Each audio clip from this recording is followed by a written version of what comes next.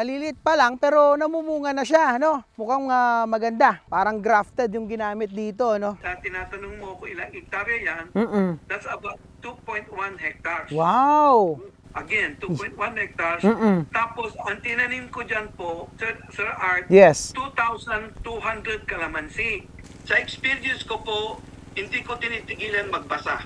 This time, our third visit sa isang kalamansi farm, kay Sir Rene naman, dito sa lalawigan ng Pangasinan. So may natutunan tayo dun ngayon Sir Rene ngayon ko lang nalaman yon na dapat pag tinanim mo yung kalamansi, dapat kung ano yung taas ng plastic, ganun lang din kalalim.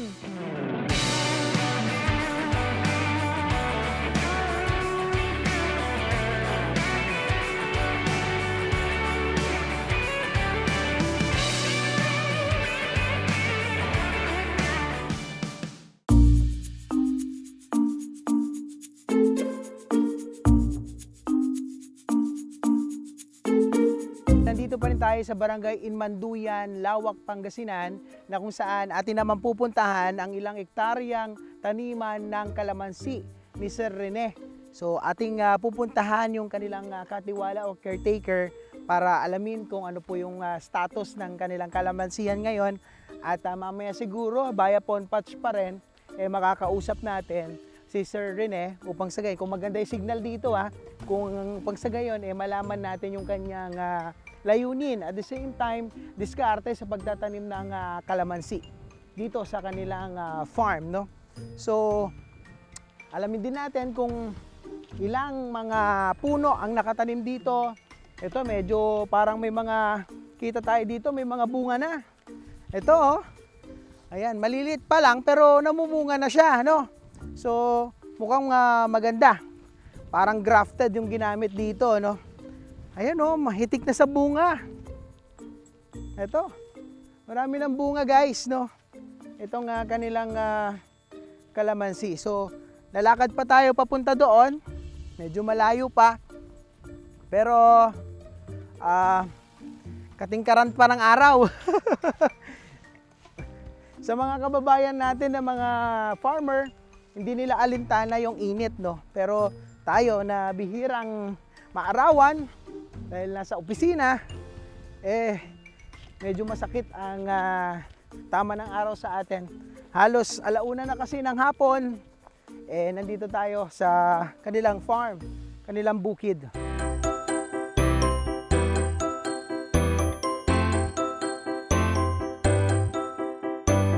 Pangatlong kalamansi farm na napuntahan natin nito, unang-una kay Sir Rod Mercado ng Tarlac City, kay Ma'am Cecilia Corpus or Cecil Corpus ng Pura, Tarlac. So this time, our third visit sa isang kalamansi farm, kay Sir Rene naman dito sa lalawigan ng Pangasinan. So they are eyeing na medyo malaki ang magiging potential ng kalamansi farm nila. At the same time, nabanggit niya sa ating maunang interview sa kanya na itong kalamansi ay malaki ang demand nito globally. US alone ay malaking halaga ang kailangan, no? At malaking ilang tonelada ng kalamansi ang kailangan po nila. So sa Pilipinas nga lang malaki na rin ang demand, pero minsan nagpa-fluctuate yung presyo po nito, no? Kaya kailangan marunong yung farmer, kailangan niyang timingan. Kung mataas ang demand, malaki ang presyo, mga ganon. So maraming consideration. But despite all of those, may mga management silang ginagawa, may gastusin din nakaakibat ang pag-aalaga at pagtatanim ng kalamansi. At yan ang ating alamin dito sa kanilang mga katiwala or mga farmer na kasama ni Sir Rene. So this time, nandito nga tayo sa kalamansihan ni Sir Rene at kakausapin natin ang kanilang lead kalamansi farmer upang malaman natin ang iba pang mga detalye dito sa kanilang farm. Ayan. Ay, hello sir! Hello, sir. Good afternoon po. Good afternoon, sir. Ayan, kamusta po kayo? Okay lang ang... Ayan, so bago tayo magsimula sir, pakilala ka muna sa ating mga taga-panood. Ano pong pangalan nyo? Larry Mamarel, sir. Larry Mamarel. Ano pong ginagawa niyo dito sir? Sir, nag-aalaga po ng kalamansi ni Sir Rene. Oo, ilang taon na po ba kayo? 51, sir. 51 years old. At ilang taon kayo nag-aalaga na ng kalamansi? Itong taon lang to, sir. Oo. Ilang buwan na ba itong mga kalamansi ni Sir Rene? Mahigit 2 taon na, sir. Ano usually na ginagawa niyo po dito? Nagpapatubig, nag-spray, Mm-mm. saka nag-aabono, sir. Nag-aabono. Oo, sir. Okay, tapos nakita ko parang mga ilang hektarya itong may tanim ng kalamansi. 2 hectares, sir, mahigit. 2 hectares din. Opo. Okay. Tapos ilang puno ang mayroon kayo dito? Ano na, sir? 2,000. 2,000 din. Opo. So, paano ang ano nun? Parang per square meter. Ay, yung distansya po ba? Tag ilang metro po ba yan? 3. 3 by 3. 3 by 3, sir. Okay. Kasi yung iba, pwede naman daw 3 by 3 or 4 by 4. Opo. Pero ang ideal daw is 5. 5 by 5. Pero, para ma-maximize mo yung lupa, no? Opo. So, pwede na yung 3 by 3. Tapos, may mga tanim din po ba sa gilid niya, no? Parang may mga intercrop kayo doon. Dati, sir, meron. Oo. Okay. So, ito 2 years na tong mga alaga nyo. Opo. Ayan o. Tignan nyo mga kabidyo, may mga namumulaklak na. Ayan. Tapos may mga bunga na. Bunga. Okay. Matamis po ba yung kalamansi nyo dito, tatay? Siyempre naman po, sir. Oo. Meron pa ba tayong pwedeng tikman dyan na kaso maliliit pa eh, no? May mga malalaki po ba dito? Meron dyan, sir. Kaya tingnan natin kung na-curious lang ako. Sabi niya, matamis daw eh. Nasaan yung mga kalamansi natin dito na pwedeng tikman? Kanina may nakita ako doon. Ayun. Pero parang medyo hindi pa siya hinog. Opo, pwede sir, na siguro. nakapipitas lang po ito. Napipitasan nyo na rin po ito? Opo, sir. Ito, medyo maliit nga lang. Pero, hindi po kayo nag-spray dito ngayon? Hindi, Ayan, kapag kinain ko hindi pa po, di Ayan. ba? Yung iba kasi kinakain ko pati balat.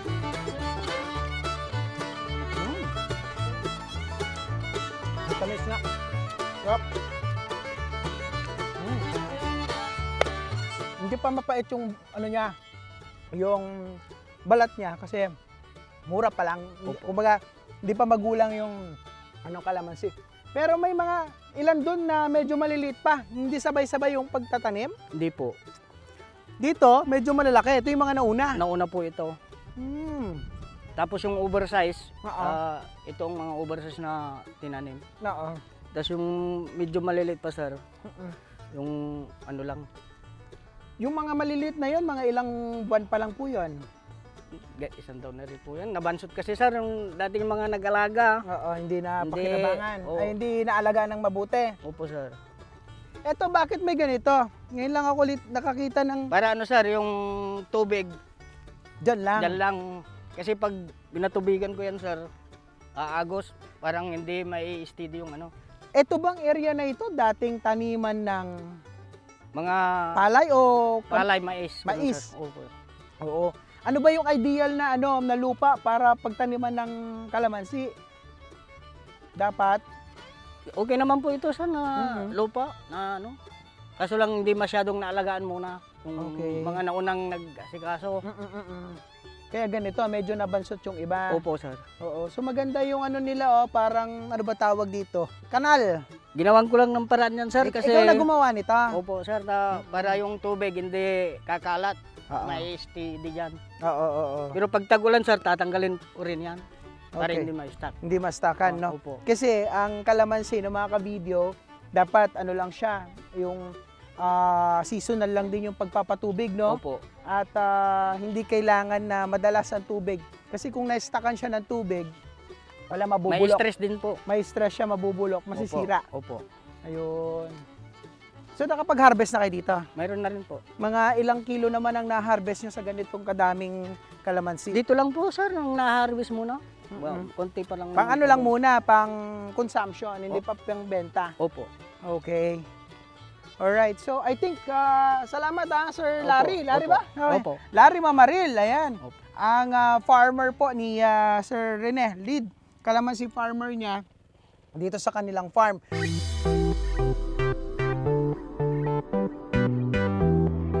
So tuloy-tuloy pa rin ang ating pagbisita dito sa farm ni Sir Rene at nandito nga tayo sa area ng kalamansihan po nila So, kanina nakausap natin si Sir Larry, ang katiwala, at the same time ang lead kalamansi farmer ni Sir Rene, na halos eto siya na nag-alaga, pero kapalit niya lang kasi may nauna daw. So, Sir Rene, ayan, kasama pa rin natin all the way from Dallas, Texas. Bayapon patch tayo ha. Ayan. Sir Rene, kwentuhan mo naman kami, bakit mo ulit na simulan, na isipan na mag-alaga at magtanim ng kalamansi dito sa inyong lugar? First of all, nag-meeting kami mga magkakapatid na napag-meetingan namin yung farm. Ang kailangan namin itanim is high yield fruits. Kaya may mangga, may kalamansi, although kalamansi is about number 4 or something, no? Yes. Yung pineapple, mga kung ano, mangga lang yung medyo namin, nag-umpisa kami noong pa.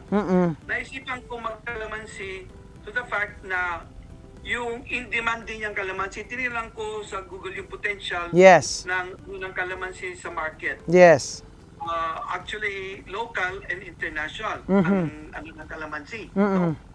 Ngayon, itong kalamansi, nag-start kami, tama si Sir Larry na pangatlo na siya. Yung una kasi, hindi ko nababanggitin yung pangalan. Yung una, nadismaya ako kasi namatayan ako ng kalamansi to start with dahil natuyo. Naging masyadong dry yung lupa, tapos yung pagtatanim hindi masyadong ang unang bad experience is hindi natanggal yung plastic. Sir Rene, parang sinasabi mo na parang isa sa mga consideration sa pagpa-farm dapat mahusay at may kumbaga initiatives yung mga tauhan natin, no? May malasakit. Kasi mangyayari niyan pagkakaroon ka ng maraming mortality ng kalamansi. Yes. Actually, at tatanong ka kanina kay Larry, tinatanong mo kung ilang hektarya yan, that's about 2.1 hectares. Wow! Again, 2.1 hectares. Tapos, ang tinanim ko dyan po, Sir Art, Yes. 2,200 kalamansi. Pinaximize ko po.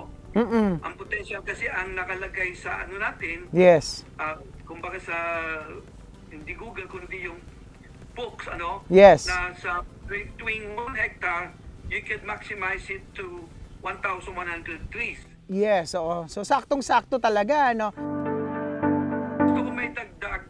Nung pangalawa, hindi masyadong talaga nalagaan na. So na ako, kung kilala mo si Virgilio Bunag Jr. Si Virgilio Bunag Jr. ang expert natin sa kalamansi sa Pilipinas. Okay One po. of the expert sa Revensiha. Number 1 comment niya kaagad, bansot kalamansi niyo, sir. Sabi ko, anong dahilan bakit bansot? Sir, hindi sinunod po yung pagtatanim ng kalamansi. Yung pagtatanim po ng kalamansi, eksakto lang sa lupa. Kung ano yung tinanggal mo doon sa binhi, eksakto mo lang sa lupa, hindi mo lalaliman ang tanim mo kasi hindi hihinga yung roots. Okay. So may natutunan tayo dun ngayon Sir Rene Ngayon ko lang nalaman yon na dapat pag tinanim mo yung kalamansi, dapat kung ano yung taas ng plastic, ganun lang din kalalim doon sa tataniman. Okay. Ay tinanim nila mas malalim pa doon. Kaya para siyang nalunod, Sir Rene. Yes, kaya nabansot. Saan galing itong mga binhi mo, Sir Rene? Nanggaling sa Santa Barbara, Pangasinan. Malapit lang, no? Malapit lang. Oo. Yung talagang mga yun, talagang nagkakalamansi. No? Opo. Yan ang binibenta nila, yung binhi. Yes, So oo. ngayon, doon ko kinuha yan. Ang kalamansi ko is a combination of medium and extra large. Sir Rene, so you are mentioning na mas majority dito mga XL sizes. Oo. For the purpose of? For the purpose ng XL is makaklasify mo ang kalamansi ng small, medium, large o tinatawag natin na ABC o 1, 2, 3. Kasi pagdating sa presyohan, may ibang presyo ng XL. large, Mm-mm. ibang presyo na OX, yung XL, ano yung variety, Yes. ibang presyo ng large, ibang presyo ng medium, Yes. ibang presyo ng small, Oo. kalamansi. Parang primera klase, di ba? Anyway, Sir Rene, no, there's so much information na nakuha ko ngayon and I think i-reserve natin yung iba pang mga information. Pagdating po ninyo, mas gusto ko sana na nandito kayo, makakwentuhan kayo ng personal sa March. Kung darating po kayo sa Marso at bisitahin natin ulit itong farm po ninyo. I would like to ask you kung ano yung message mo sa ating mga viewers sa pagsisimula ng iyong farm, na yung vision, yung plano mo sa inyong mga lupa na pagdating ng araw may aquaculture, may gasoline station, may water refilling, and itong kalamansi. Ano ang gusto mong sabihin sa mga kababayan natin? Ang first of all nasasabihin ko, yung sabi natin, ang panaginip or ang dream ay libre. Managinip ka na lang, di bali ayaw mo libre, pero yung panaginip mo, make it into reality and use your passion to move those kinds of reality. Wow. Kasi kung wala ka namang passion, anong mangyayari? Mhm. Puro ka na lang plan, walang implementation. Okay. Isipin natin yon na pagka nag-farming tayo, hindi yan ginhawa. Mhm. Hirap yan first, Okay. bago ginhawa. Wow. Kaya masasabi ko doon sa mag-i-start o nag-iisip mag-i-start, magbaong kayo ng maraming passion, pasensya, Yes. at implementasyon. Wow. So napakagandang napakagandang mensahe noon, Sir Rene. Opo. At ako'y na-inspire at kumbaga na-excite na ma-share sa ating mga kababayan yung binabanggit po ninyo. At the same time, itong kwento po ninyo. Siguro, yung iba nating mga kababayan, din pa nila mag-grasp talaga doon sa passion na sinasabi po ninyo at sa mga ideas na sinishare po ninyo. But eventually, no, mga ka-video, bibisitahin natin ulit itong farm ni Sir Rene at personally, makakausap na po natin siya upang sa gayon, mas maintindihan pa po natin yung passion na binabanggit, yung implementation, at the same time, mga information na ibinahagi po ni Sir Rene sa atin. Meron akong gustong idagdag. Go ahead, Sir Rene. Sa experience ko po, hindi ko tinitigilan magbasa. Okay. Tungkol sa farming, tungkol sa tutunguan kong, pag sinabi kong free range chicken, tuloy-tuloy ang pagbabasa ko. Kasi importante po yun. The same time, dito po rin sa States, nagbabasa din po ako. Parang sinasabi nyo, Sir Rene, continuous learning ang ginagawa po ninyo. Hindi po kayo humihinto para matuto at malaman yung iba pang mga kaalaman na dapat po nating alamin, no, para sa pagkatuto, sa pag-aalaga ng mga alaga po nating mga manok, and eventually yung mga hito, tilapia, and other things na mayroon kayo dito sa inyong farm.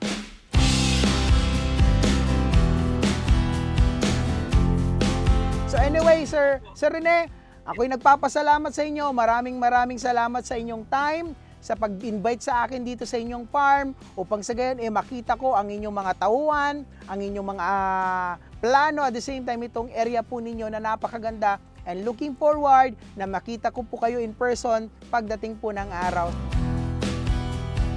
Ako'y nagpapasalamat sa lahat ng ating mga ka-video, sa ating mga supporters na patuloy na tumutulong po at sumusuporta sa ating channel. So, sa lahat ng mga ka-video natin na may magandang kwento, pwede po kayong mag-share ng inyong kwento sa pamamagitan po ng pag-like and pag-share sa ating video. At the same time, pagbisita sa ating Facebook page, Video Stories. And huwag pong kakalimutan na mag-subscribe sa ating YouTube channel, Video Stories, for more videos and stories. So once again, I am Art Sinubago, the content creator of Video Stories. And kasama natin si Sir Rene, all the way from Dallas, Texas, USA. Maraming salamat at magandang araw po sa ating lahat. Keep rising, mga ka-video!